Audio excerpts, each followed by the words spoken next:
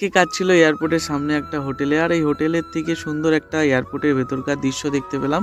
এরপরে চলে আসলাম হোটেলের বাইরের দিকে পার্কিং এ। এখানে এসে দেখি পার্কিং এর ভেতরের দিকে একটা ঝোপের মতো বানানো আছে, যেখানে বসার জায়গাও আছে। তারপরে এখানের কাজ শেষ করে আমি চলে গেলাম আমার নেক্সট কাজে, যেটা হচ্ছে দুবাইয়ের থেকে অনেকটা দূরে, যেটা হচ্ছে দুবাইয়ের পার্শ্ববর্তী দেশ ওমান। তো সেখানে যাওয়ার পথে রাস্তায় দাঁড়িয়ে কিছুক্ষণের জন্য ব্রেক নিলাম, আর রাস্তায় দেখি এখানে রাস্তার ধারে ফল ফুড অনেক কিছু বিক্রি হচ্ছে, আর আমরা কিছু খাবার জন্য চলে গেলাম। তো এখানকার একটা ফেমাস মানে খুবই জনপ্রিয় খাবার, সেটা নাম হচ্ছে আরবিক মিঠাই।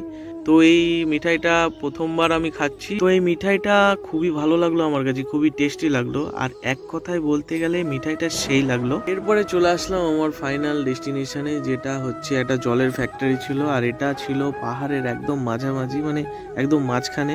আর এই পাহাড়ের ঝর্ণার ফিল্টার করা জল খেতে খুব স্বাদ।